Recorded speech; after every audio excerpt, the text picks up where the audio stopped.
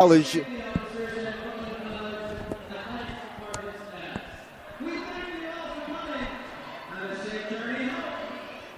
That's Adam Lockley here with Jai Kellman. You guys seem to struggle offensively the last few minutes of the game, but then you had the guts to hit the big shot to put the team up for good. What gave you the poise and the confidence to hit that shot? Well, I know that's a shot that I normally take and I normally hit.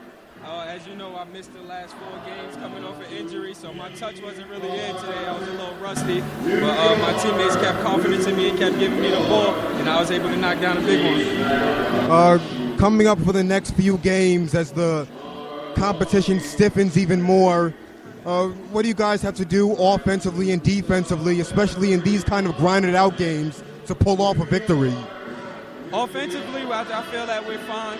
Defensively, we got a lot of work to do. I know we're going to have a rough practice on Monday because this is about the 4th or 5th game in a row we gave up this many points, and that's not something Coach emphasizes on. He emphasizes on playing D, and our offense will come. So offense is never really a problem. It's always just our defense we got to get better at. Thanks, Jai. Congratulations. All right, thank you, man. That was Jai Kellman of Brooklyn College. I am now with the coach of Brooklyn College, Rich Mccallef. Seems like down the stretch, you guys had a lot of trouble putting Keystone College away right there, huh? This is what gives coaches gray hairs at the end of the day. Look, we didn't do our job at the foul line. We finally did in the last 2 foul shots. But boy, I got to hand it to them. They can shoot the ball, and they played so hard, and they kept us on our heels all game. So. See that in the second half, you guys had a lot of trouble defending the three-point line in particular. Dan Canmaris hit about 4 or 5 of his 7 three-pointers in the second half.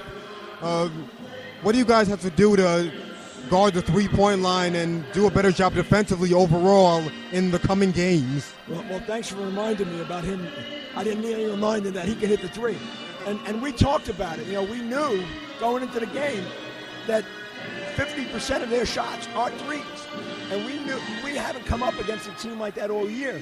So I think that caught us off guard. And even though we tried to prepare for it, we never really prepare for it unless you're seeing it day in and day out. I thought our guys did a good job.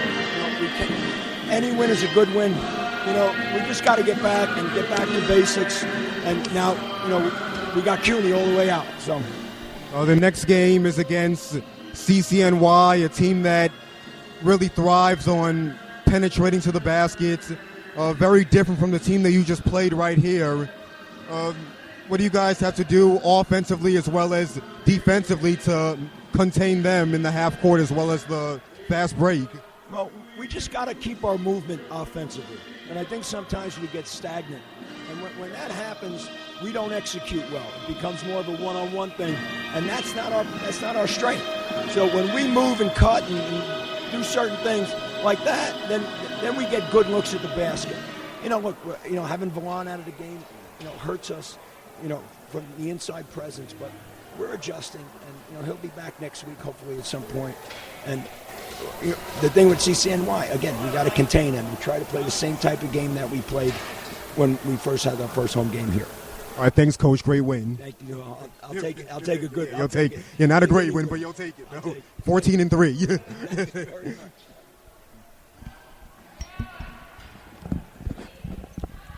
Right, that was Coach Rich Mccallef, who I just interviewed, and yeah, he is so right about that game. Those games right there are the types of games that will really give you gray hairs, missing so many opportunities time and time again, missing rebounds, not hitting free throws when you have to hit the free throws. As I mentioned, they did not put the basketball game away until there were about 5 seconds left in regulation, and Exxon hit 2 big free throws to make it a 2-possession game finally, and that was pretty much all she wrote.